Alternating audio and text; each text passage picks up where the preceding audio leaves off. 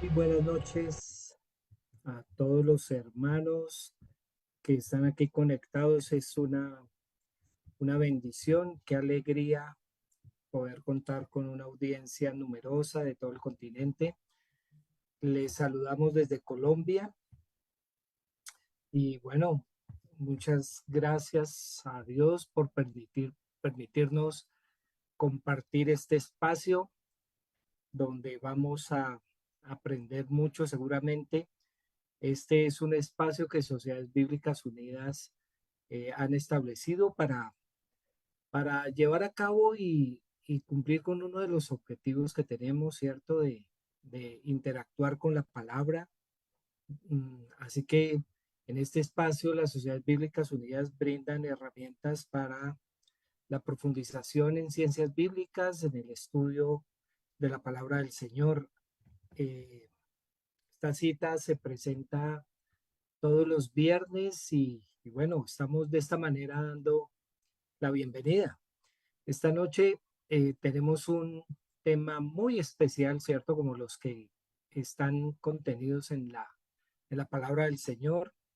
Y estará con nosotros el profesor Jorge Triana y estaremos, bueno, revisando un tema muy interesante, muy importante, que sea en el contexto de la crucifixión, ¿cierto? Allí pasaron muchas cosas y bueno, recordamos hoy lo que fue ganado para nosotros allí en la cruz.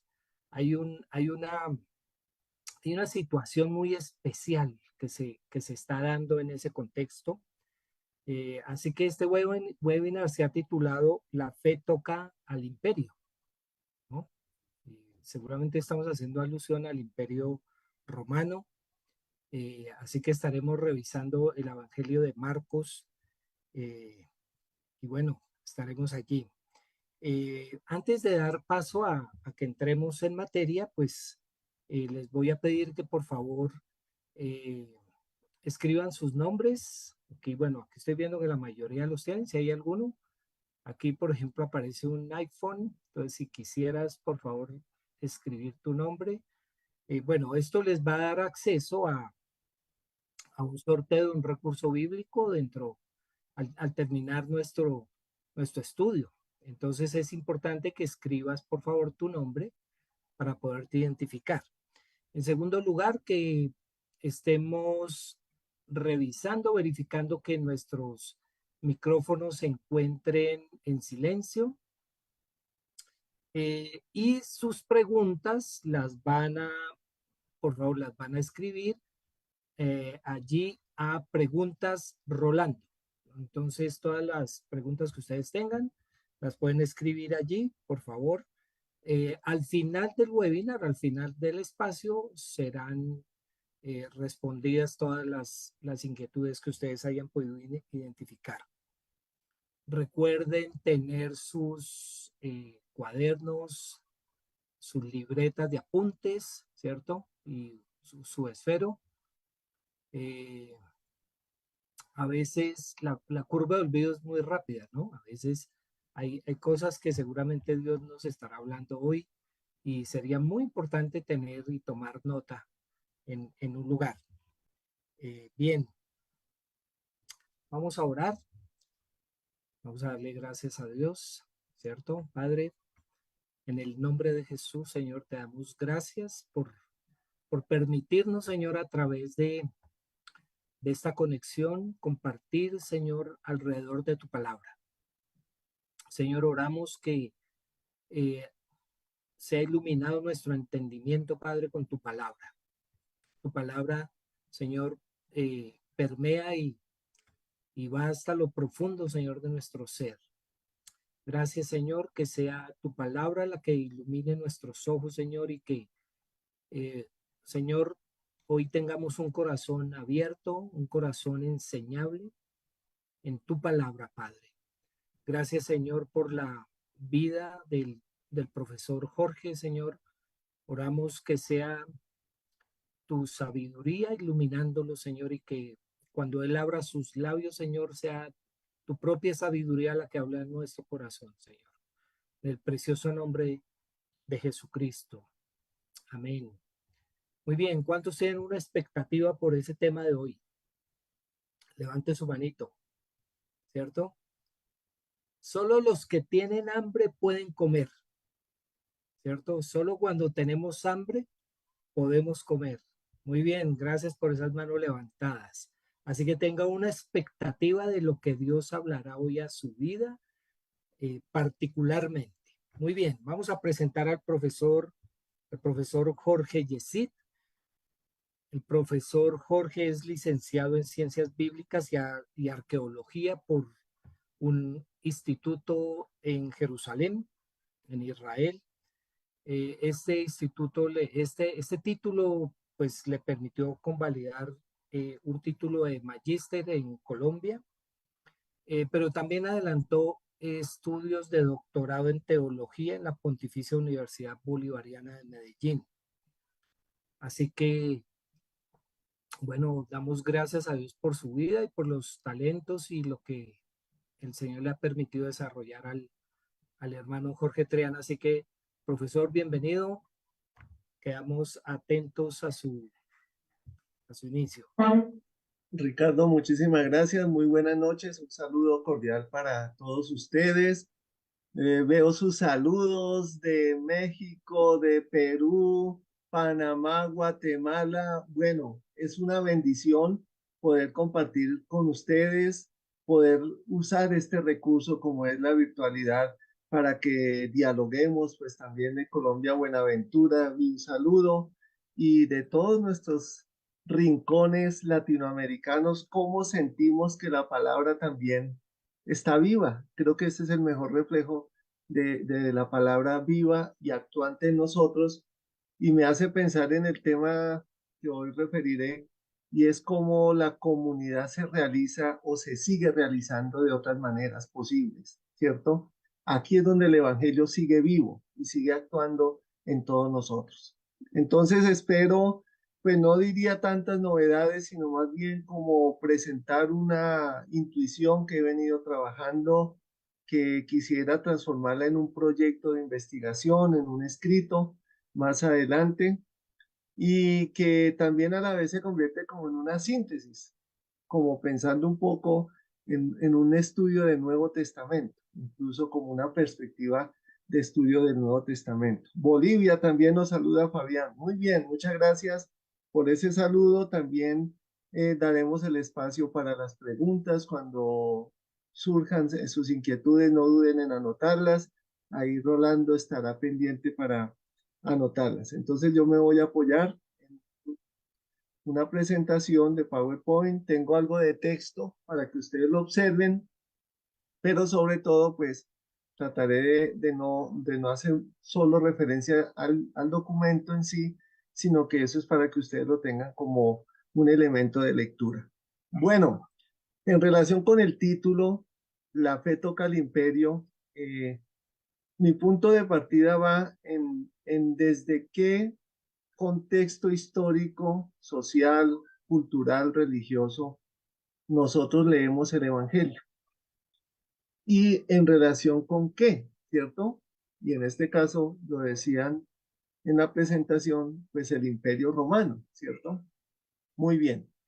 Hay un autor, Gerd Tyson, él en su libro muy pequeño titulado La redacción de los evangelios como una política eclesial, usando la palabra política como un sentido comunitario más que una estrategia como entendemos hoy día la política, es de construcción comunitaria. Él dice que la comunidad primitiva o las comunidades deben responder a ciertas urgencias externas e internas.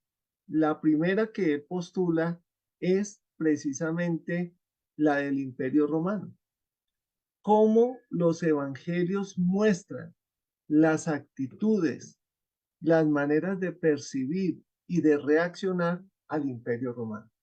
Y en la palabra reacción no solamente lo diría de manera negativa o positiva, no, sino las maneras propias de estar en un imperio o en un lugar, como hoy nosotros culturalmente nos ubicamos en un contexto, ¿cierto? Es muy interesante esa pregunta que toca un poco con lo sociológico.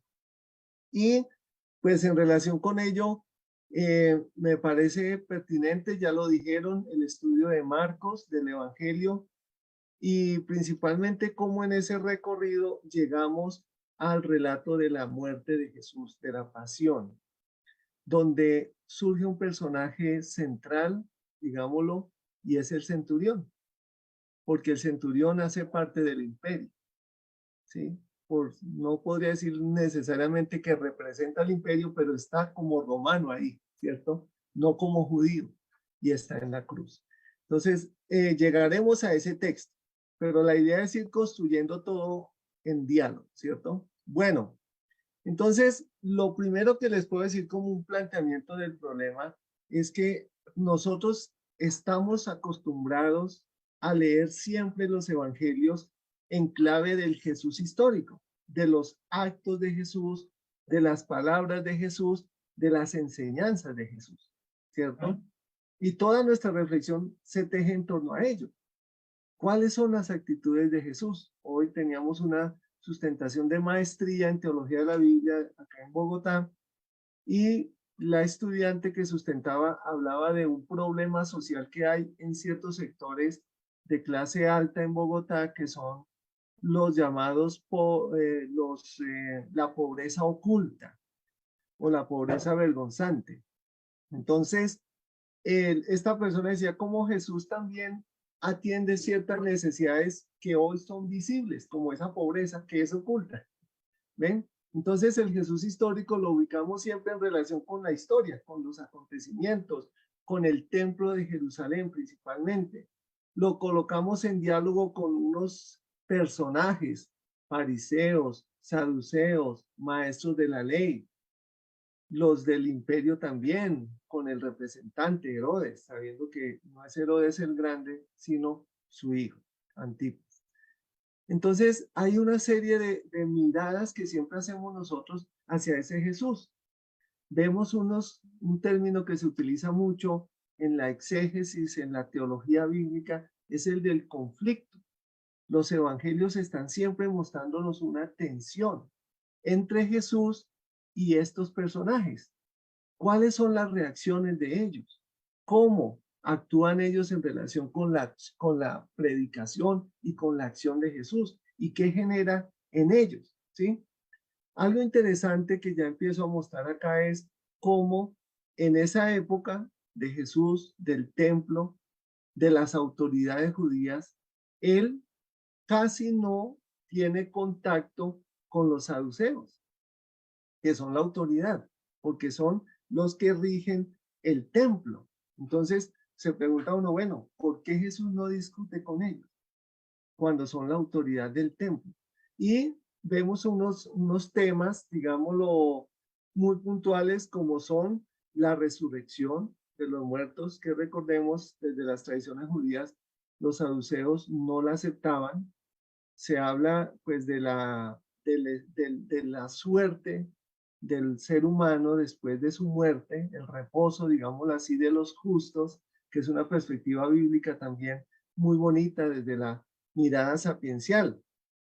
Otro elemento de diálogo con los saduceos es el de la purificación, el de todas las prácticas que ya lo vemos dibujado desde el Levítico, el Pentateuco nos muestra todo ese sentido de la pureza ritual que era tan exigente para ellos, ¿sí?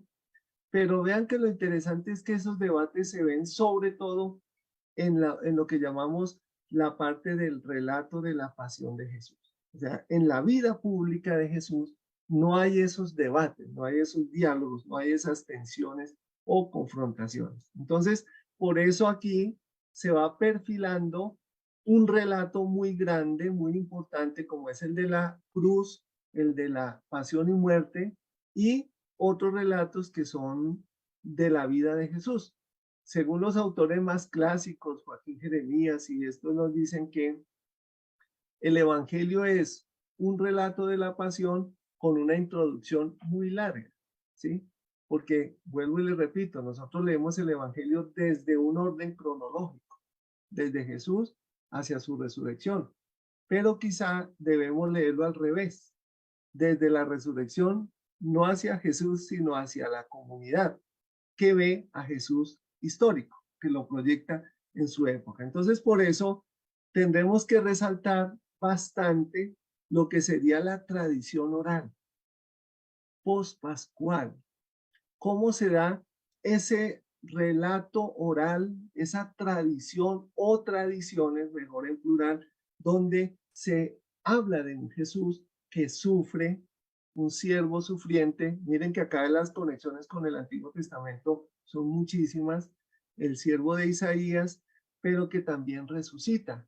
Resucita según una esperanza bíblica también. La esperanza del Antiguo Testamento, no de todas las costumbres o prácticas, como habíamos dicho, en relación con los saduceos. Entonces, digamos que hay un punto de partida de conflicto. Y eso es lo que a mí me ha llevado a preguntarme un poco en este estudio. En segundo lugar, aquí vamos a tener para ubicarnos una cronología. Bien, en esa cronología nosotros damos como fechas, establecemos unas fechas. Primero, la época de Jesús, que iría desde el año 0 al 33. Bien sabemos por algunos estudios comparados, porque la cronología se compara con los datos extrabíblicos, tendríamos que alargarlo casi 6 años más. Es decir, Jesús nació 4 o 6 años antes de nacer, según la cronología externa. Por tanto, Jesús moriría no de 33, sino aproximadamente 39 años, ¿sí? Y es muy interesante ese dato, no porque tengamos que afirmarlo como un dato certero, sino que hay contactos, porque nosotros diríamos, ah, Jesús murió muy joven, ¿cierto?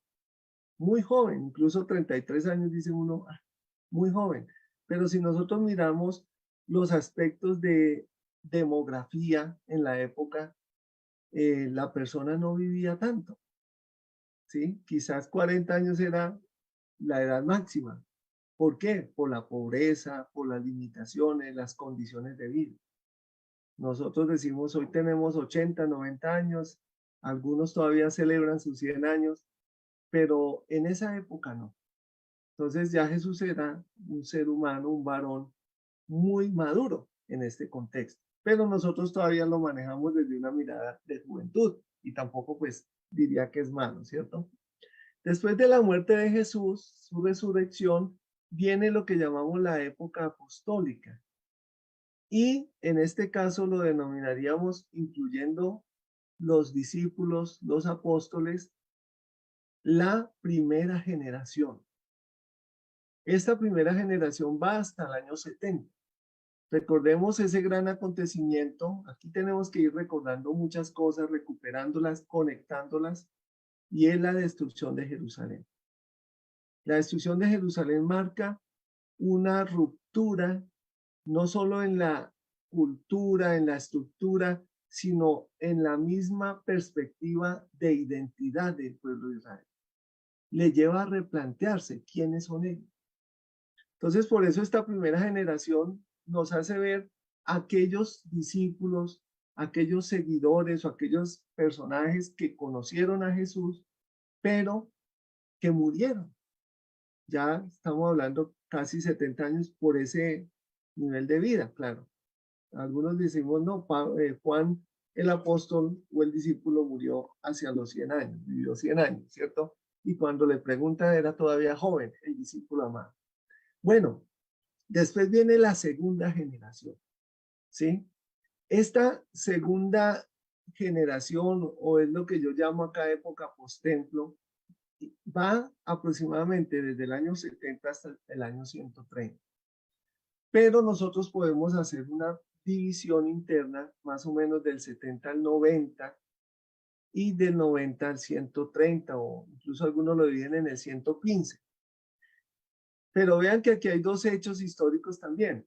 Lo del 70 representa no solo la destrucción de Jerusalén y del templo por parte de los romanos, sino que se ve como la época de las revueltas judías, del 68, 66, 70, vemos lo que es la primera revuelta judía, reconocida, ¿cierto? Como con esas dimensiones grandes. y la segunda revuelta judía que terminaría hacia el año 130 con un conocido personaje, Bar Kokhba, hijo de la estrella, que se ocultó con todos los eh, rebeldes o los resistentes, yo diría más bien porque no eran rebeldes, hicieron resistencia siendo judíos en su tierra, en Herodion, es decir, cerca al actual Belén, más hacia el sur. Allá ellos se ubicaron en lo que fue un templo de Herodes, un palacio de Herodes, quizá donde se encuentra la tumba de Herodes, según algunos descubrimientos. Entonces vean que esa época del 70 al 130 es muy significativa porque marca esa configuración sin templo de Israel, pero en resistencia, ¿sí? En resistencia. Y a la vez nos muestra una manera diferente de concebirse a como era antes en el templo o con templo. Por eso ese Jesús lo ubicamos muy siempre en ese contexto del 30, del 0 al 33, 39, pero no hacemos una lectura de los evangelios del 70 en adelante, que fue en la época en que realmente se escribieron, ¿sí? Todas esas dataciones pues a veces van cambiando. Muchas veces algunos dicen, no, es que Marcos escribió antes del 60 o hacia el 60, pero los consensos, la mayoría dicen, no, después del 70 hasta el 100 que se escribió Juan. Y algunas cartas, incluso hasta el 115, 130 pudieron haberse escrito. Entonces, si vean que del 70 al 130 vemos la época literaria del Nuevo Testamento. Ahora vamos a hablar un poco de ello. ¿Listo? Bueno. Si tienen precisiones, también pueden anotarlas para dialogar en torno a eso.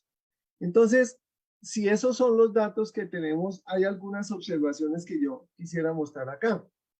Primera, si Jesús fuese un observante judío que los evangelios quieren mostrarlo o quisieran mostrarlo como tal, tendríamos que Jesús sería como buen observante muy fiel a las fiestas judías religiosas. Recordemos que después del exilio se fundamentan lo que llamamos las fiestas de peregrinación, incluso desde la época del rey Josías, año 620 a.C. aproximadamente, con el famoso descubrimiento del rollo de la ley, libro del Deuteronomio, capítulos 12 al 26, 27, según los autores. Ese rollo hablaba de peregrinar al templo y habla de las fiestas de peregrinación. Recordemos, porque aquí esto nos lleva a recordar, por eso les dije que es como un curso del Nuevo Testamento, ¿cierto? La Pascua, los ácimos o las cosechas, el Pentecostés, ¿cierto? Las tiendas o tabernáculos. Y luego en el posexilio, sobre todo en época macabea, surgió una fiesta interesante que es la famosa dedicación del templo. ¿Sí? Que está en los libros de los macabeos no canónicos dentro de la tradición bíblica hebrea, seguida también por la tradición protestante, pero que se celebra la fiesta de la dedicación. Y el Evangelio de Juan hace mención a esta tradición. Entonces, la pregunta es, bueno, ¿y por qué está esa tradición? Porque marcó religiosamente al pueblo de Israel. Lo mismo el Purim, que podría verse como una fiesta pagana, disfrazarse, pero realmente tiene un trasfondo religioso del libro de Esther. Bien, entonces, eso es lo primero. Hay unos momentos muy puntuales donde se presenta a Jesús en peregrinación. Primero, pues su nacimiento lo tenemos en Lucas, que se presenta a los 8 días, como todo niño judío. El Bar Mitzvah lo denominó así, a los 12 años que fue llevado al templo y se perdió. Recuerden ese pasaje. Eso fue el Bar Mitzvah de Jesús. Y luego la pasión y muerte. Por eso decimos que los sinópticos solo presentan a Jesús una vez, una Pascua, la de su muerte. ¿No les parece interesante eso? Porque si Jesús es un observante judío, ¿por qué lo presentan solo una vez en una Pascua? Nada más.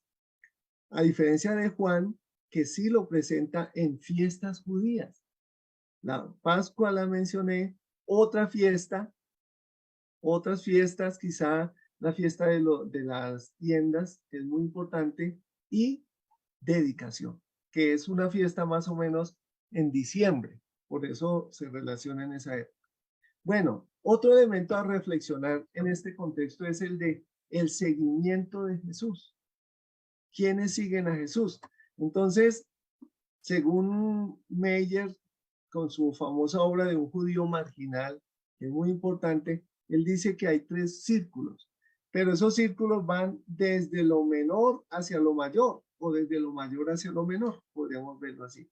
Uno es las multitudes, pero las multitudes no son discípulos, son aquellos que ven algo, saben algo, escuchan que está dando pan, ¿cierto? Vamos a comer pan porque es muy rico con mantequilla. Entonces ellos dicen, vamos a ver qué nos da ese Jesús. O porque lo escuchan.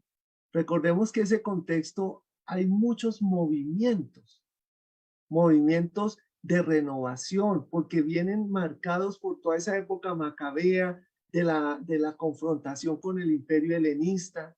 Luego comienza el Imperio Romano ya en el 60 antes de Cristo. Entonces hay mucho movimiento de, llamémoslo, nacionalismo religioso. Son todos los que están en el desierto, los esenios, Qumran. Eso tenemos que conectarlo con el Evangelio también. Juan Bautista tiene un grupo de eso, no hace parte, tiene un grupo de adeptos, de seguidores, simpatizantes, pero no porque lo sigan a él, sino porque están siguiendo esta búsqueda de identidad también. Entonces, ahí tendríamos que las multitudes se caracterizan porque son todos aquellos que tienen una inquietud, una curiosidad, una necesidad también. Y hay un estudio sobre la ojlos, que es la multitud, y quiénes son ellos. Y si vemos también en Marcos, son los lisiados, los enfermos, los leprosos, la gente marginada, ¿sí? Hoy podría decir incluso pobres vergonzantes, la chusma se les llamaba en otra época acá en Colombia. Luego vienen los discípulos, que son todos aquellos que siguen a Jesús como multitudes, pero que ya reciben como una búsqueda más creyente en Jesús. Incluso dentro de los discípulos están los enviados. El término apóstol, yo lo veo es más como el enviado. Acuérdense que Jesús no solo envía 12, envía 72, de 2 en 2. Es decir, aquí el discipulado tenemos que ampliarlo mucho más, ¿sí? Si hablamos de una multitud, pueden ser los 5.000 del Evangelio de la multiplicación o los 3.000, ¿sí? Ya si hablamos de discípulos, son enviados 72, 500. Cuando está Pentecostés, recuerden Hechos de los Apóstoles, son 120 que están ahí en el momento del Espíritu Santo. Hechos de los Apóstoles lo dice. Y otro círculo que está ahí es el de los 12. Nosotros unimos todos esos, ¿cierto? Todos. Miren algo de Meyer que me pareció interesantísimo cuando lo estudié. Esto, por eso les digo, les estoy compartiendo unas intuiciones que estoy trabajando. Meyer, haciendo estudio del concepto mate-tes, discípulo, encuentra que ese término no se usa en la época de Jesús. No se usa. Ese término se usa después de Jesús, quizá a finales del primer siglo. Entonces, ¿qué nos hace ver? Que el término se usa en otros contextos griegos, claro, de discipulado, maestros, filósofos, escuelas helenistas. Quizá entonces se apropia ese concepto de esos contextos externos filosóficos y se le da el nombre de discípulos a los seguidores de Jesús. Pero no es un término original de los grupos seguidores de Jesús. ¿Ven cómo es de llamativo eso? Entonces, aquí tenemos que ampliar el contexto. En cambio, los 12, que incluso en Hechos de los Apóstoles, al comienzo se habla de apóstoles y ya luego sí de 12 se va como perfilando, ya es un proceso donde se quiere dar una identidad a un número significativo que reúne toda la tradición bíblica, Antiguo Testamento, y le da ese simbolismo de la unión, ¿cierto? Las 12 tribus. Por eso son 12. Y desde otras perspectivas son los 12 cimientos. ¿Ven? Entonces, los vemos como un solo conjunto en la época de Jesús, pero realmente no están en la misma época, están en contextos diferentes. Bien, entonces, Eso es un elemento. Y otro, las imágenes que se tienen sobre Jesús en los evangelios. Sobre Jesús no hay una sola imagen. Podemos ver al menos unas aquí: taumaturgo, Mesías davídico, profeta, sabio, el término judío marginal. Otros estudios lo denominan como un campesino revolucionario. Hay un autor que encontré por acá, me obsequiaron un libro hace un tiempo, Los rostros de Jesús, un judío apocalíptico, también lo relacionan. Entonces vean que los evangelios no nos están mostrando un perfil de Jesús, nos están dejando ver rostros de Jesús según cómo lo entendieron sus discípulos o las comunidades que lo siguieron a él o que supieron de él posteriormente. Bien, y luego, por último, al morir Jesús, su muerte y resurrección, quizás desanimó mucha gente. Recuérdense los discípulos de Maús que se regresaron aburridos y tristes. Le puse aburridos ahí como por anotarlo. Y eso también ocasiona ciertos desplazamientos, ¿sí? Yo uso mucho esa palabra desplazamiento, de la sinagoga a la casa. En Marcos sale de la sinagoga de curar a un enfermo paralítico y luego llega a la casa de Pedro, desplazamiento. De la ciudad al desierto, cuando Jesús cura a un leproso en Marcos, lo toca, ya Jesús no puede estar en la ciudad porque se hizo leproso. Entonces hay un desplazamiento a las afueras y allá lo sigue la gente. Luego la comunidad de Jesús, lo voy a decir así, se volvió una comunidad de leprosos.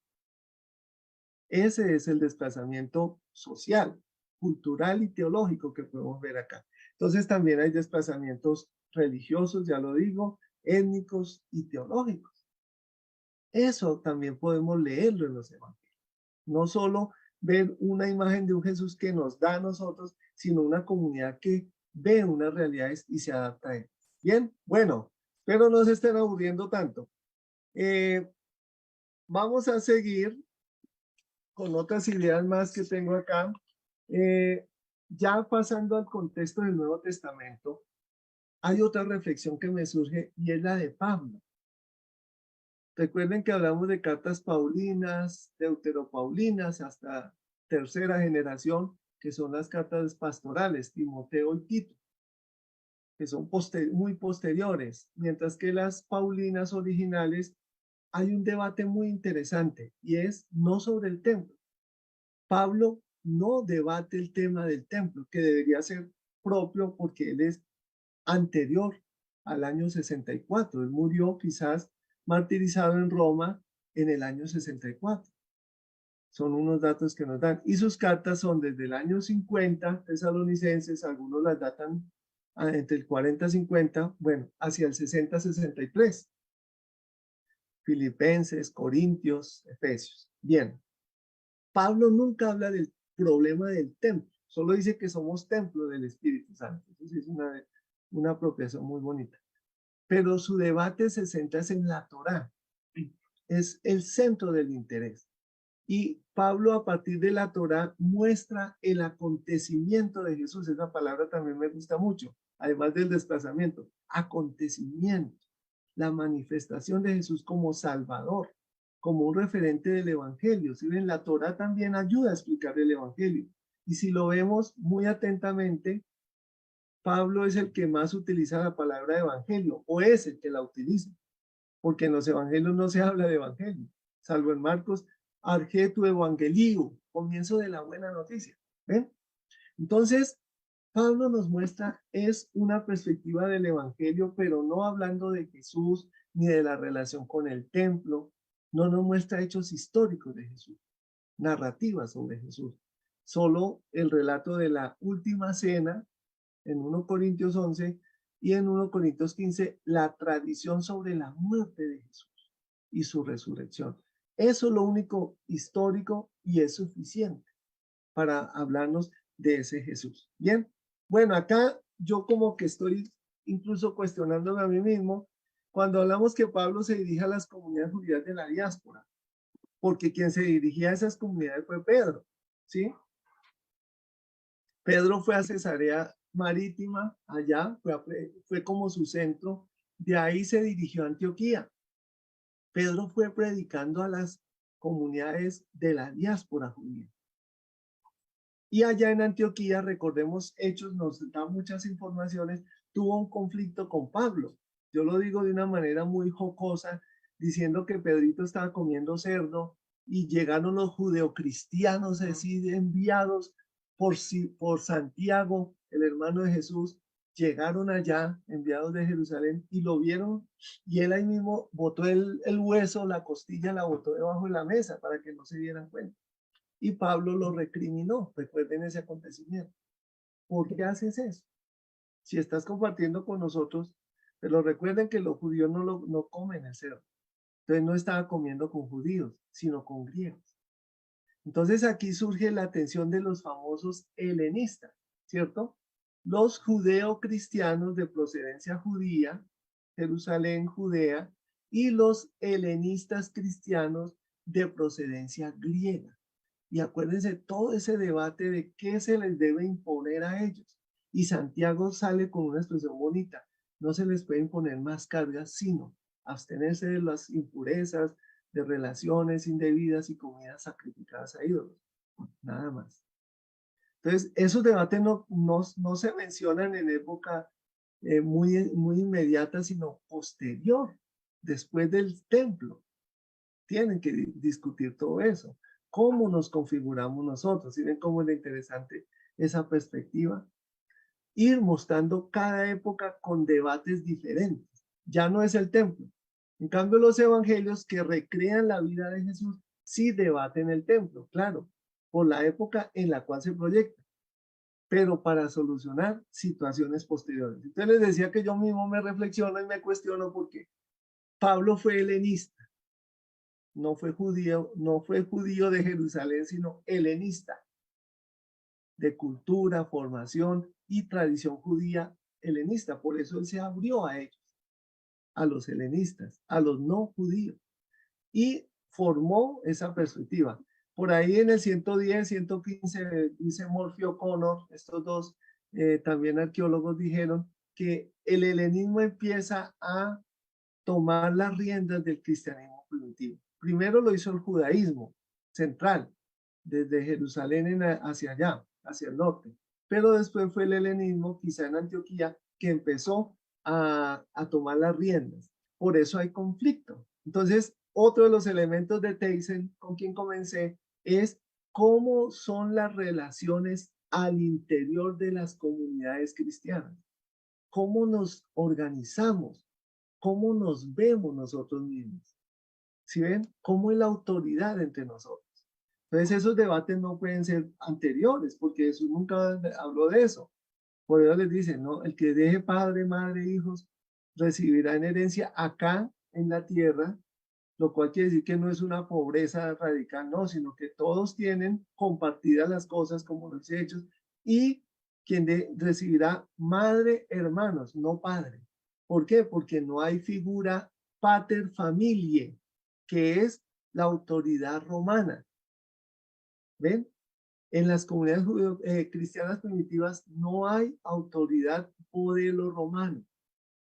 Ellos mismos son la autoridad, con el Padre, Dios, y Jesús como el maestro y el mediador también que está acá. Entonces son un poco de elementos que podemos ir trabajando acá. Bien, entonces las primeras comunidades también muestran esa expansión, esa formación.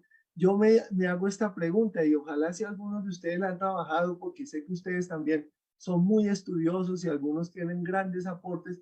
¿Cómo nacieron esas comunidades? No dice cómo. Las describen, que allá en Antioquía, que había en Chipre, que no sé qué, que en Roma. Pero ¿cómo se formaron esas comunidades?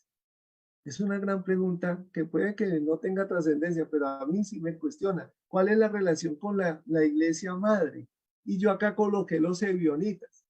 ¿Por qué? Porque resulta que cuando Pablo organizó una colecta para Jerusalén con los helenistas, ¿recuerdan para quién era esa colecta? ¿Para quiénes? Una palabrita. Para los pobres de Jerusalén, ¿cierto? Así lo dice Hechos. Pero resulta que los pobres era el nombre que se daban los judíos cristianos de Jerusalén. Ellos se llamaban los pobres. Claro, nosotros tenemos una idea de caridad o de solidaridad hacia el necesitado, el que vive en el barrio marginal. No, los pobres eran la comunidad de Jerusalén. Y por eso dicen que quizá ellos no aceptaron la colecta, porque venía de manos de impuros, ¿cierto? ¿Cómo vamos a recibir eso si nosotros somos los puros? Los ebionitas. Entonces, Ebion es de pobre. Y esa comunidad pues nos muestra cómo se relacionaron los ebionitas, la comunidad de Jerusalén, con las demás comunidades. Antioquía principalmente, como centro. Bien, bueno, más interrogantes que van surgiéndonos acá. Bueno, luego pasamos a ver que hay unos elementos que podemos tomar como punto de análisis, además de esto. Primero, recuerden que les dije, Jesús no tuvo enfrentamiento con los saduceos relevantes, muchos. En cambio, sí los tuvo con los fariseos, ¿cierto? Entonces, en Mateo hay dos sumarios, en el 4:23 y en el 9:35, donde dice que Jesús recorría todas las sinagogas de Galilea, enseñando en ellas. Pues es muy interesante eso, porque cuando hay templo, porque hay tantas sinagogas. Entonces, según las evidencias arqueológicas, en la época de Jesús no existía cantidad de sinagogas. Eran muy pocas. Luego, la imagen que tenemos de sinagogas no puede ser de la época de Jesús. Es posterior al año 70, porque el judaísmo, que en ese entonces todos eran judíos, incluso los cristianos, que fueron expulsados de Jerusalén con la destrucción del templo y la ciudad, ¿dónde se refugiaron ellos? En Galilea. Y allá empiezan a fomentarse las sinagogas. Luego viene, ya venía la diáspora así desde mucho antes, quizás desde el exilio en Babilonia, ya existían sinagogas en Corinto, ¿sí? En las ciudades de Grecia, ya existían sinagogas, pero en este movimiento no. Entonces quizás el contacto que muestran los evangelios de Jesús son los contactos de las primitivas comunidades con los fariseos en el territorio galileo, o que se le llama Palestina también, y Antioquía principalmente. Encontré entonces varias citas, 9:35, 12:9, el 13:54, y en Marcos también encontramos 9:11, encontramos 1:21, 4:14-15, en Lucas también, ¿sí? Pero no se habla de sinagogas, por ejemplo, en Juan. Y eso que Juan se escribió después. Ustedes sí ven cómo hay unos elementos que no, digamos que no es un rompecabezas tan fácil de armar, precisamente porque no se quiere armar un rompecabezas, sino mostrar esas dificultades, esas experiencias que están viviendo en diferentes lugares de las comunidades. Sobre los fariseos se habla mucho en Mateo 9:11, 12:24, 38:15, 1, 16:1. También se habla de los saduceos y los fariseos en 16:1, me llamó la atención. También se habla de los escribas y los fariseos. ¿Y quiénes son los escribas? Nosotros decimos los que transmitían y copiaban la ley, ¿cierto? Pero recuerden que después del año 70 surgió lo que llamamos el rabinismo o los rabinos judíos o el judaísmo rabínico. Esos son escribas. Y empezaron toda esa tradición de los midrash, que son grandes escritos rabínicos, los midrashim. Después viene la Mishnah, después viene el Talmud, la Gemara. ¿Quiénes hicieron eso? Los escribas. Esos son escribas. Claro, ya en la época de Esdras es un escriba. Entonces, si ven, hay mucha conexión desde la antigüedad, pero la época de los tanaítas y los amoraitas nacen después del 70. Entonces, aquí también vemos esos elementos de diálogo y de discusión. En Juan solamente se habla de un fariseo como persona y es Nicodemo. Y que vuelve a aparecer por allá al final otra vez, que era del grupo de los fariseos, fue a pedir el cuerpo de Jesús, ¿sí? Pero de resto dices los judíos, no habla de los fariseos. ¿Quiénes son esos fariseos? Es la pregunta. ¿Cuándo surgen ellos? ¿Sí? ¿Qué hacen esos fariseos? Pues entonces acá la pregunta es que los fariseos, la respuesta, perdón, tomaron el liderazgo después del año 70 y reorganizaron la identidad judía. Eso fue lo que hicieron. Pero ¿qué pasó? Como el judaísmo era plural, muy plural, todavía lo es, claro. Entonces los fariseos quisieron cuadricular a todos según sus perspectivas, quizás para salvaguardar la identidad judía, eso es muy válido, pero descalificaron toda una serie de esos movimientos plurales que existían.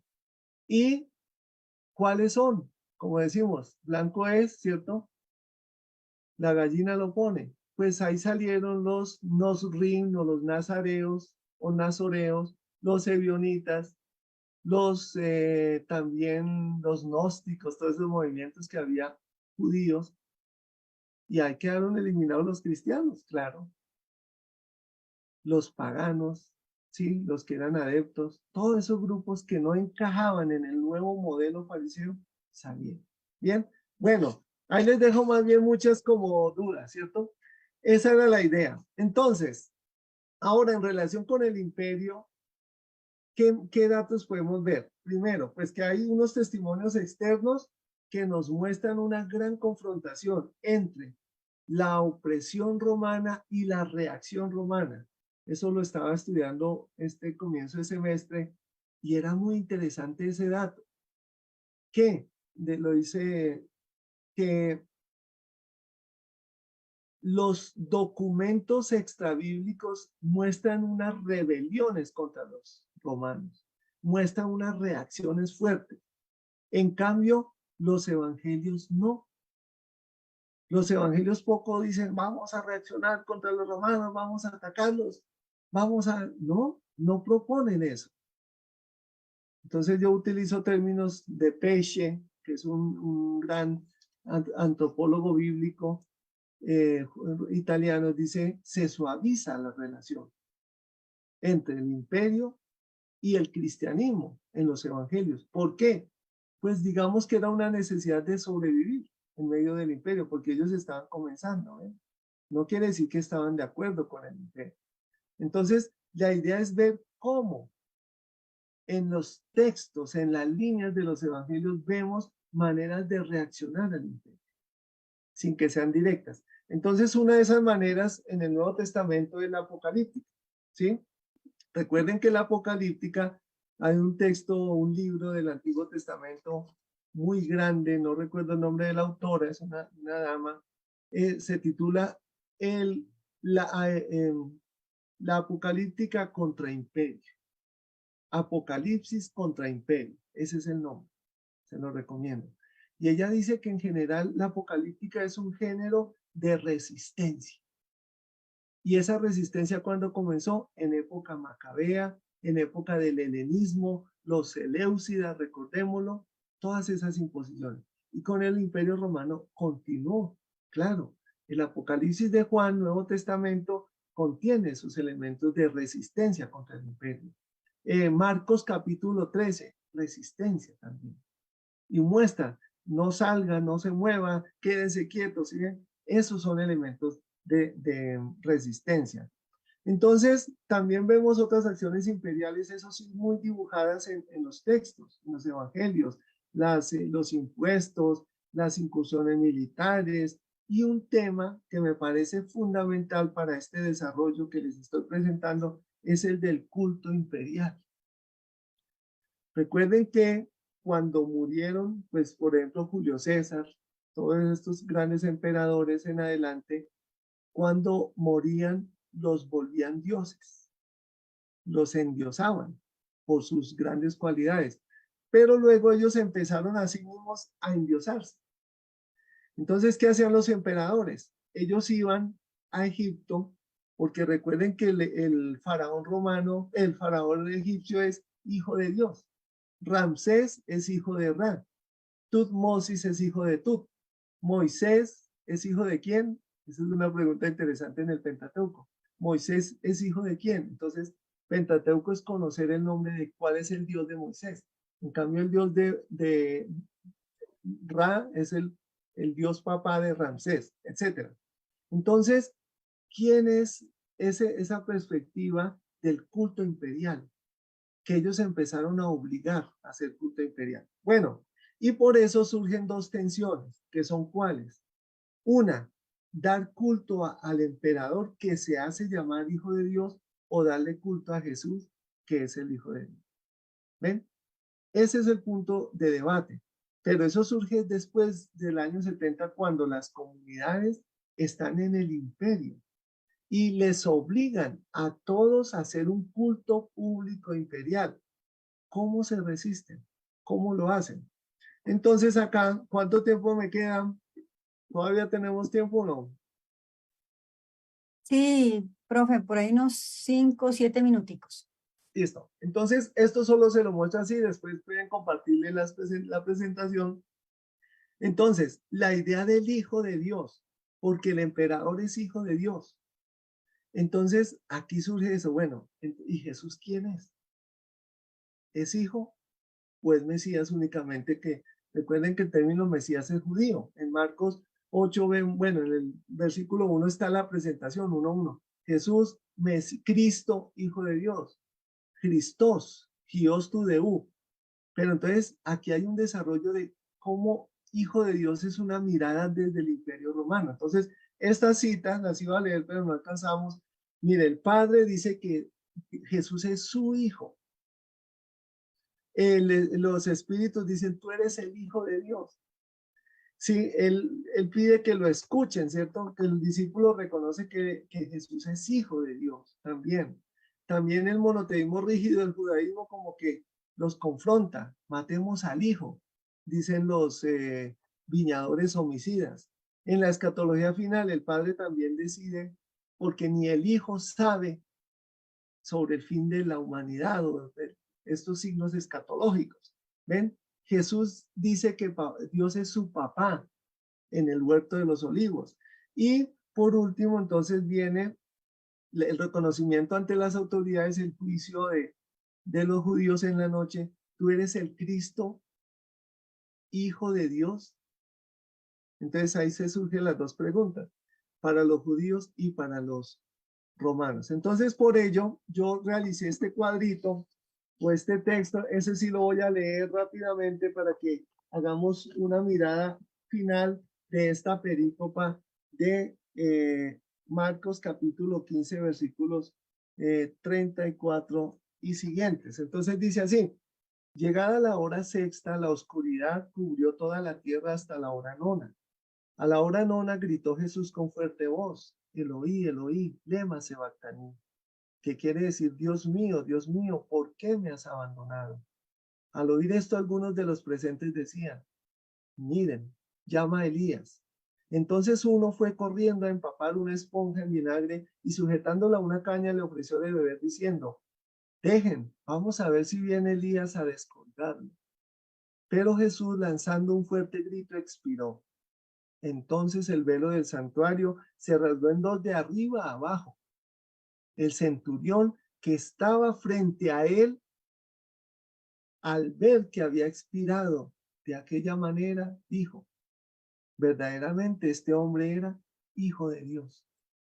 Entonces aquí yo hago como una estructura quiásmica, no perfecta porque la veo muy desperfecta. Entonces, comenzando con el elemento alfa, es la hora sexta y la hora nona. Hay oscuridad. ¿Sí? ¿Qué pasó? Perdón, se me borró. ¿Qué pasó? De la hora sexta a la hora nona, ¿qué hay? Vemos oscuridad. Disculpen un segundo. No sé qué hice con la presentación. De la hora sexta a la hora nona, ¿qué vemos? Hay una oscuridad. esa es paralela con la cortina del templo que se rasgó en dos, ¿sí? Se rasga en dos la cortina del templo, lo cual nos habla de unos acontecimientos que son, llamémoslos así, extraordinarios. Marian, no sé qué me pasó y parece que borré. Ah, no, ya lo vi. Voy a mostrarla porque. Es la penúltima. Listo, Tranquilo, ya. profe, que Se me eso corrió. suele suceder. Listo. Entonces, Colócala en presentación, por favor, en Esa. modo presentación. para que Gracias. la puedan ver bien. Listo. Entonces, esa primera hora sexta incluso habla de dos. Y por eso me pareció interesante ahorita, analizando de nuevo, que la cortina del templo se rasgó en cuánto, en dos.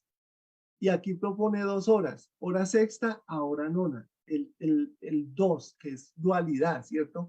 Luego viene la hora nona cuando da una gran voz, foneme gale, una voz grande, nosotros decimos un grito grande.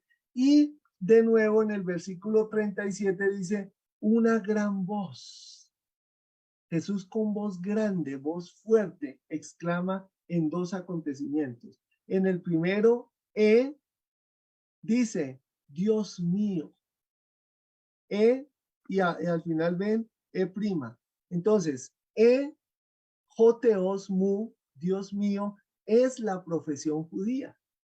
El judío nunca dice, yo soy hijo de Dios, sino reconoce que Dios es su padre. ¿Ven? Entonces aquí es un judaísmo, llamémoslo tradicional y juicioso. En cambio, en el prima, él no dice que es hijo de Dios, ¿sí? No dice que es judío, sino que es hijo de Dios. Es decir, como hombre, reconoce la divinidad de Jesús. Entonces, para mí es un salto enorme ese paso de una profesión judía donde el judío es hijo, pero no se reconoce hijo, sino que habla de padre, Dios mío, a ser hijo de Dios. Luego en el elemento C entran algunos personajes. Algunos dijeron, ve, está llamando Elías. Y uno de ellos, si ven ese indefinido, me parece muy interesante acá en el texto. Algunos dice, está llamando Elías, pues que Elías venga y lo descuelgue, descolgar. Acuérdense el signo de poner en alto como signo del estandarte romano, y aquí es desmontar ese signo también. Luego la voz de, ya lo dijimos, de, en el versículo 37, encontramos que dice que Jesús, dando una gran voz, de nuevo expiró. Y eso mismo se repite cuando el centurión vio que Jesús murió de esa manera, que expiró, lo reconoce como hijo de Dios. ¿Ven? Entonces, 2 veces se repite el término expirar. Y acá encontraríamos que el centurión es el que muestra la profesión romana, lo cual desafía totalmente las normas imperiales, porque aquel que declarara a otra persona Dios y no al emperador debía ser asesinado. Por eso ellos tenían cultos privados en sus casas. La nobleza los tenía, la élite. Bien, entonces ese cuadro me da esos elementos muy interesantes. La voz que proclama aliento y de ánimo para los judeocristianos expulsados o helenistas cristianos expulsados. Muchísimas gracias. Gracias a usted, profesor Jorge. De verdad que para nosotros es una gran bendición abrir, digamos, el espectro en tanto conocimiento. Y por eso definitivamente cada vez que vemos una lectura desde un evangelio precisamente nos va a mostrar una cara distinta, ¿no? Cada uno de los rostros de Jesús del que nos estaba hablando el profesor. Es importante que nosotros sepamos identificar esas cosas para poder hacer lecturas objetivas también. De verdad que este ha sido un tiempo muy especial. Lástima que el reloj siempre nos juega tan en contra. Antes de entrar a las preguntas, solamente quiero darle las gracias, profesor, porque definitivamente ha sido demasiado enriquecedor este tiempo. Para nosotros es una bendición poder estar con ustedes. Mi nombre es Ilse Duarte, estoy aquí de Sociedad Bíblica Colombiana, invitándolos a cada uno de ustedes a que puedan participar en nuestro diplomado de Nuevo Testamento. Como ustedes se dan cuenta, hay demasiadas cosas que nosotros podemos aprender, podemos enriquecer nuestro contenido, digamos, ministerial o académico, como lo hemos estado trabajando hasta ahora. Y si ustedes se dan cuenta, definitivamente nuestros diplomados tienen una altísima calidad. Yo sé que aquí hay personas que han estado con nosotros en algunos diplomados, les hacemos una invitación muy cordial para que puedan inscribirse con cada una de las sociedades bíblicas desde el país en el que se encuentran. Nosotros vamos a empezar el 15 de julio. El 15 de julio comienza este diplomado y de verdad que para nosotros es una bendición muy grande poder compartir esto. Antes de entrar a las preguntas, también quiero comentarles que nuestros diplomados están diseñados de tal manera que nosotros, aunque tenemos una modalidad virtual, nunca perdemos el sentido humano porque estamos trabajando de manera sincrónica. Esto significa podemos trabajar en tiempo real con nuestros profesores y el hecho que nos permite también estar de diferentes países nos da la posibilidad de enriquecer también nuestros conocimientos y nuestros procesos de aprendizaje.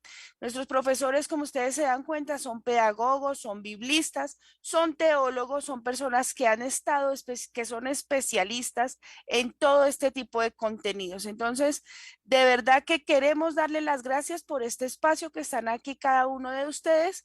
Queremos invitarlos también a nuestra masterclass que va a ser muy específica para este también diplomado y vamos a estar hablando de un tema del que muy someramente el profesor Jorge nos habló, desde el tema del Apocalipsis, ¿no? ¿Cómo leemos el Apocalipsis? Las claves de interpretación, ¿qué significa en realidad? Y eso lo queremos hablar también con un profesor que es muy diversado también en la materia y es el profesor Daniel Zambrano.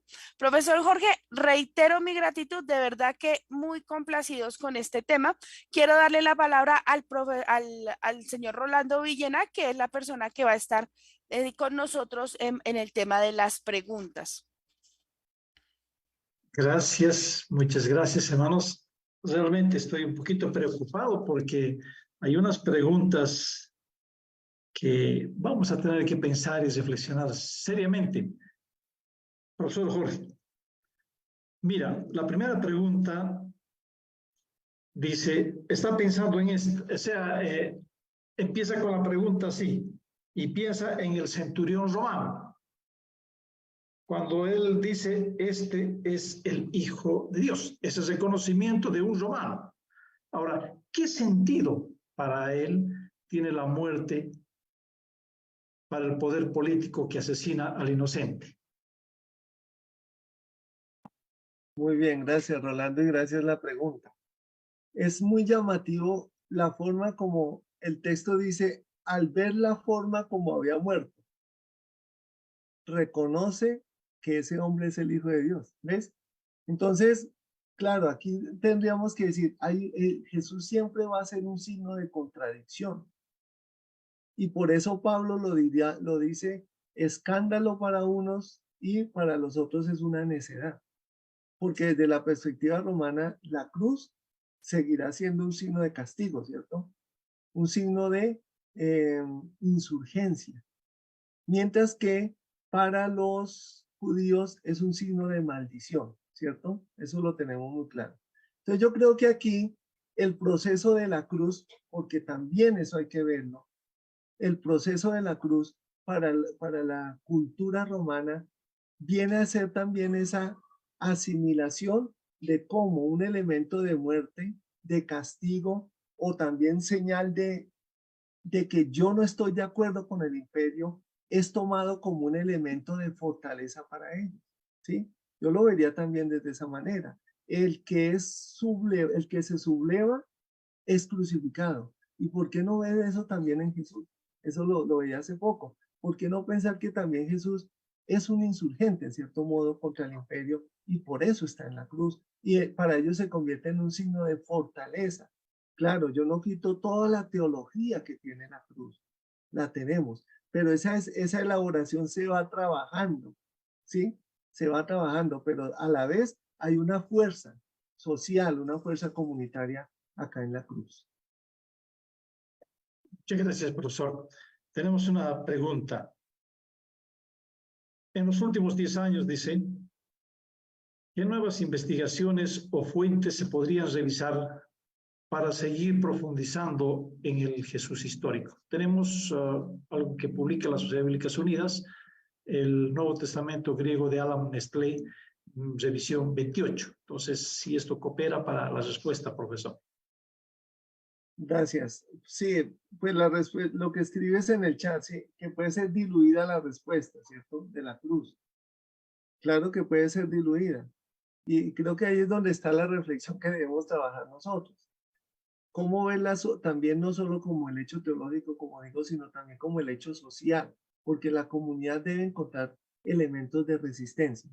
Y lo otro que tú dices de la pregunta, miren que para mi sorpresa, leyendo a James Dunn, leyendo a Meyer, los que están proponiendo ya desde hace un tiempo toda esta mirada de Jesús histórico, ellos no plantean algo más allá. Incluso cuando se habla de la literatura rabínica posterior al 70, se habla de la época del Segundo Templo, hasta el 130, pero no se desarrolla como tal. Entonces, las perspectivas del Jesús histórico, recuerden que ya van en la tercera búsqueda, donde el contexto que muestran los evangelios no es solamente un elemento, llamémoslo artificial, o quienes saben de teatro, no es el escenario teatral, sino que ese contexto también está mostrándonos elementos históricos, contextuales y teológicos, ¿sí? Esa es la tercera búsqueda. Hace un tiempo leía un artículo que creo que no se ha desarrollado mucho, donde habla de una cuarta búsqueda, posible cuarta búsqueda. ¿Y cuál es? Darle más credibilidad histórica al Evangelio de Juan. Eso nadie le apuesta a eso, porque nosotros decimos, ¿cómo si ese es el Evangelio más teológico? Y algún autor propone eso. Tenemos que darle alguna mirada mucho más histórica a Juan. Claro, no a la segunda revisión de Juan, sino al protoevangelio de Juan, que nos muestra unas prácticas muy particulares y una mirada de ver a Jesús histórico. Gracias, profesor. Tenemos otra pregunta. Dice, ¿cómo entonces hoy debemos plantear nuestros sermones? Mateo lo presenta a Jesús como, o sea, para los judíos, Marcos a los romanos, Lucas a los griegos, Juan para todo el público. Entonces, ¿cómo entonces hoy debemos plantear nuestros mensajes? ¿Desde qué perspectiva? Si la cultura aquí nos mueve el piso. Yo creo que el desafío está siempre en cómo leemos nuestro contexto cultural y social.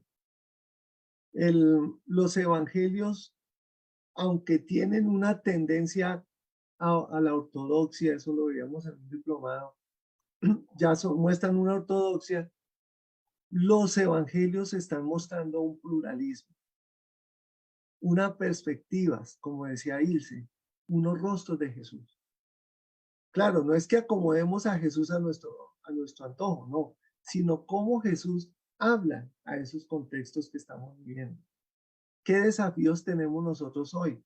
Que estamos hablando de una era digital, de una ciudadanía digital.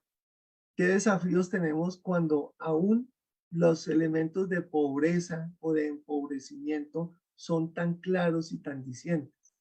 Pero ¿qué imagen también podemos ver cuando hay una crisis ecológica mundial? No solo hambre, sino también destrucción, ¿sí? De nuestro entorno ecológico. Entonces, yo creo que a nosotros también nos toca hacer lo que hicieron las comunidades de la tercera generación, y fue cómo vamos a ver a Jesús en nuestro contexto, cómo traemos a Jesús a esta realidad que tenemos que ver de un imperio. Yo voy después del 70, por eso la pregunta de entre el 30 y 50, Pablo es el que nos desarrolla más eso, pero los evangelios están mostrando unas urgencias después del 70, en contextos diferentes, inciertos, y podría yo decirlo un poco atrevidamente, incluso no totalmente precisos, con errores incluso. Ahí es donde después se va a hablar de herejías, ¿cierto? Porque la carta de Juan, la segunda, tercera, ya hablan un poco de esas distorsiones. Ese es el riesgo que tenemos. Pero también debemos estar abiertos a ver esas realidades que vivimos, esos contextos, y a partir de ahí decir, bueno, Jesús, ¿cómo ilumina estas realidades y cómo lo podemos traer acá? ¿Cierto? Siendo ese Jesús que formó discípulos, que formó comunidad, pero que nos dice, vayan y ustedes anuncien también el evangelio. Entonces, yo creo que hay que hacer una lectura mucho más abierta.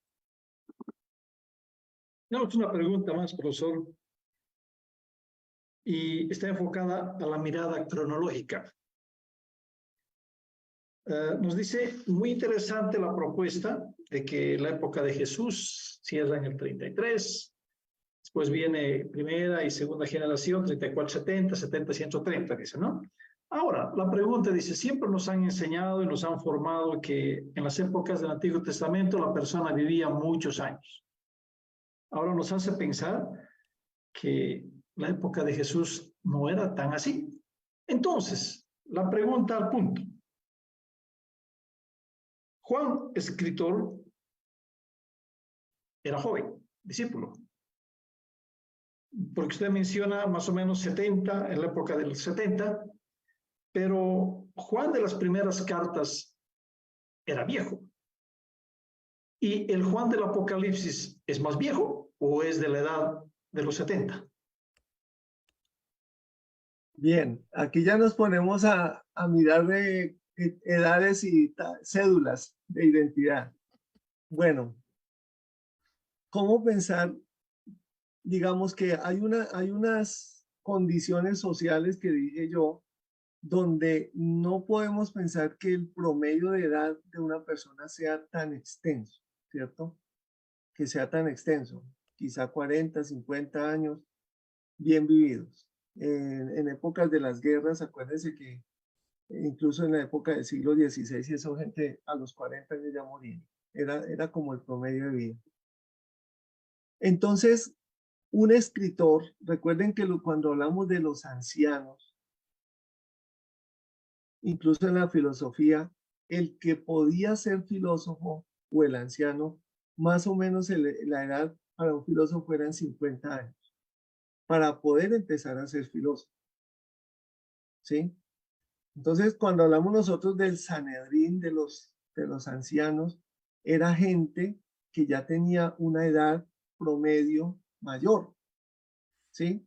Yo no podría decirles si vivían los 40 o los 50 años, sino que tenían una edad mayor. Ahora, hablando de esos presbíteros y hablando de los escribas como profesión, yo pienso que la profesión del escriba se perfeccionaba, ¿sí? Entonces, en la medida que iban teniendo más edad, más sabiduría, podían ser mejores los escribas su profesión, hacerla mejor. Entonces, entrar en el debate si ese Juan de las primeras cartas es el mismo del Apocalipsis, bueno, esos ya son temas discutidos y a veces medio cerrados, no abiertos, no cerrados del todo. Pero ¿cuánta edad podría tener? Es difícil decirlo. ¿Sí? Es difícil decirlo. Nosotros decimos, Juan escribió en el año 100. Y si escribió en el año 100, ¿cuántos años tenía? Cuando conoció a Jesús, ¿cuántos años tenía? ¿Ven? Nadie puede decirlo, no sé. Algunos dirán tendría 15, 16 años, porque era joven. Esa es la idea que tenemos de ese Juan, joven y romántico, ¿cierto? Entonces, si Jesús murió a los 30 y Juan tenía 16, entonces a los 100, ¿cuántos tenía? 75 años, ¿cierto? Bueno, entonces yo creo que no podemos irnos tampoco a un tema de definir edades, pero también quiero decirles que es preciso que tengamos en cuenta lo que llamamos la pseudoepigrafía o quién escribió realmente el texto, porque pudo no ser realmente, bueno, lo voy a decir desde la perspectiva académica, ninguno de ellos fue ni el apóstol ni fue otra persona, y por tanto su edad es otra, ¿cierto? Al no poder decir que es un apóstol, pues la edad es otra, puede ser joven, puede ser mayor también. Ok, muchas gracias, profe, de verdad.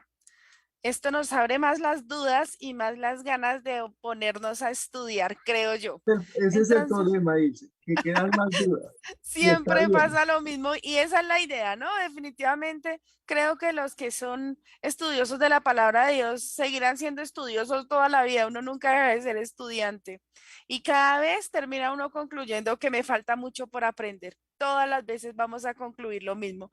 Entonces, de verdad, es una invitación a que ustedes se inscriban cada uno. Si ustedes quieren, pueden ir dejando sus números de contacto a través del chat. Queremos que hagan parte de nuestros participantes de los diplomados. El día 15 de julio comienza el diplomado de Nuevo Testamento, pero además vamos a tener un diplomado que es el de consejería familiar. Siempre el campus bíblico va a estar diseñado para que trabajemos una parte de las ciencias bíblicas y una parte de formación ministerial. En este caso, estamos terminando los diplomados de herramientas para la predicación a nivel ministerial y el de Antiguo Testamento en la parte de ciencias bíblicas. Para darle continuidad a lo que estamos haciendo, entonces vamos a seguir ahora el 15 de julio con el de Nuevo Testamento, pero con el de consejería familiar también para los que quieran tomar este diplomado. Este diplomado también va a tener su masterclass, que también va a ser el día 11 de julio. Y en él vamos a ver un tema que es muy de moda, muy vigente y muy pertinente para todas las personas, y es cómo vencer el estrés y la ansiedad en la familia. Entonces, quiero dejarles este abrebocas, dejarlos antojados de verdad, no solamente con la clase tan maravillosa que nos acaba de dar el profesor Jorge, sino también con todo lo que viene para nosotros a través de las dos masterclass. Y recuerden ustedes, de verdad para nosotros es una gran bendición contar con cada uno de ustedes. Entonces, estamos aquí representando a cada una de las sociedades bíblicas. Pueden dejar sus nombres, pueden dejar sus números de contacto y cada uno de los países se va a poner en contacto con ustedes.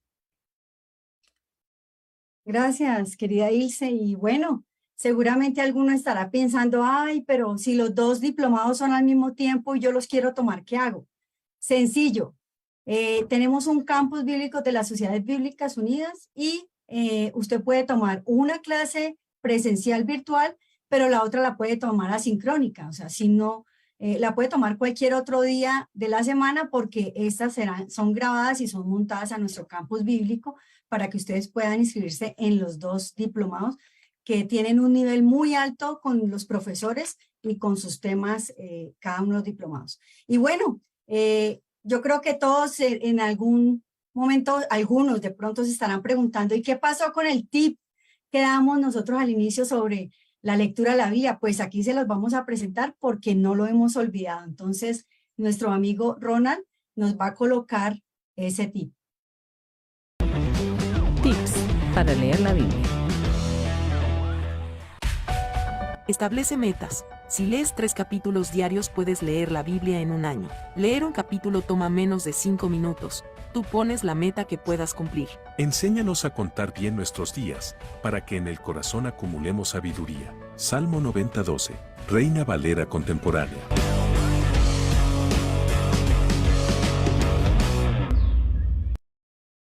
Bueno, y ustedes han notado que hemos venido haciendo estos tips de cómo leer la Biblia en Reina Valera contemporánea. Pues quiero decirles en esta noche que es una actualización idiomática de la Reina Valera 60 que se ha venido usando tradicionalmente en las iglesias. Esta contiene las revisiones más actuales con el fin de mejorar las figuras sintácticas, lo que quiere decir es que optimiza la comprensión de la Biblia. Además, si hablamos de temas de ciencias, que estamos estudiando ciencias bíblicas, en temas de crítica textual es una versión mejorada, ya que tuvo en cuenta las últimas investigaciones arqueológicas y exegéticas. Esto significa una mayor amplitud en temas de interpretaciones y de asimilación de los contextos de las diferentes comunidades de las épocas bíblicas. Quería darles una pequeña ampliación de esta versión para que se animen también a leerla, porque de verdad que es una versión fácil de leer para todas las edades y bueno, para los que estudiamos ciencias bíblicas también nos aporta mucho por lo que les he dicho. Y bueno, entramos al tiempo de los bendecidos, de los ganadores del recurso bíblico que damos en las sociedades bíblicas. Esperamos que las personas que a continuación voy a nombrar no se hayan ido, para que no se pierdan este hermoso regalo que damos en cada conferencia. Y por favor, las personas que nombren, vayan a la sociedad bíblica, llamen a la sociedad bíblica, digan que se ganaron este recurso bíblico por haber asistido a esta conferencia. Entonces, en Perú tenemos a Jessica Durán, en Ecuador a Francia Vera León, en Guatemala a Crescencio Cruz, en Colombia a Ángela Argel, en Bolivia César Lozano y en México tenemos a Irlanda Jaramillo. Entonces, estos bendecidos en esta noche pueden acercarse a su sociedad bíblica de cada país y reclamar, pedir que son ganadores de estos hermosos recursos bíblicos. Y bueno, vamos a contarles cuál es nuestra conferencia la próxima semana. Como todas de alto nivel, como todas en donde todos aprendemos cada vez más, y tendremos la conferencia de los Salmos de Lamentaciones. La dictará el profesor David Aranda, como todos saben, cada viernes, el próximo 7 de julio, en el mismo horario en que se encuentra su país, para que no se lo pierdan, para que puedan invitar a más personas, y bueno, personas a que puedan hacer nuestros diplomados, el de Nuevo Testamento y el de Consejería Familiar, porque es una buena oportunidad para hacerlos de manera virtual. No tienen que moverse del lugar donde se encuentran, sino que tranquilamente se pueden conectar. Entonces, no nos perdamos estas conferencias, no nos perdamos los diplomados, que todo está de alto nivel y son muy, muy interesantes. Aquellos que ya han podido estar en un diplomado pueden dar fe, pueden dar testimonio de que definitivamente son excelentes. Yo se los recomiendo porque también estaba en ellos. Coordino actualmente uno de ellos y de verdad que aprende uno mucho, mucho y agrega el conocimiento que ya cada uno de ustedes ha venido trayendo. Entonces, sin más, vamos a darle gracias al Señor para despedir esta hermosa conferencia. Le doy muchas gracias y bendigo al profesor Jorge Yesí Triana por el tiempo que nos ha dedicado, por la experiencia que trae, porque definitivamente ha sido Dios el que le ha regalado todo ese conocimiento durante todos estos años. En vano no ha sido vivir en Jerusalén tanto tiempo para aprender de todas estas cosas que hoy estamos recibiendo de su parte. Profesor Jorge, muchas gracias. Y bueno, entremos a orar para terminar esta conferencia. Padre, gracias te damos, Señor, por este tiempo. Gracias por el conocimiento que hemos recibido en esta noche, que nos ayuda a fortalecernos, Señor, en el estudio de la palabra, de la Biblia. Hoy bendecimos al profesor Jorge Yesí Triana, Señor, bendecimos a su familia, que seas tú retribuyendo el tiempo que ha invertido con nosotros, impartiendo, Señor, el conocimiento que le has regalado durante tanto tiempo. Agradecemos y bendecimos, Señor, a cada participante que ha estado en esta conferencia, que muy seguramente hemos aprendido todos en esta noche. Y también agradecemos a las sociedades bíblicas por este tiempo, Señor, que lo recibimos de manera gratuita, en donde podemos cada uno aprender cada viernes más y más sobre las ciencias bíblicas. Hoy te bendecimos y te decimos gracias y coloco en tus manos, Señor, a cada persona que se ha conectado de manera virtual en este tiempo. Oramos en el nombre del Señor Jesús. Amén. Y bueno, para terminar, un abrazo desde Colombia, un saludo desde las Sociedades Bíblicas Unidas. Pueden abrir sus micrófonos, saludar al conferencista, despedirse y que Dios los bendiga. Recuerden los diplomados y nos vemos el próximo viernes, que tenemos esa cita para una nueva conferencia. Dios los bendiga. Bendiciones para todos.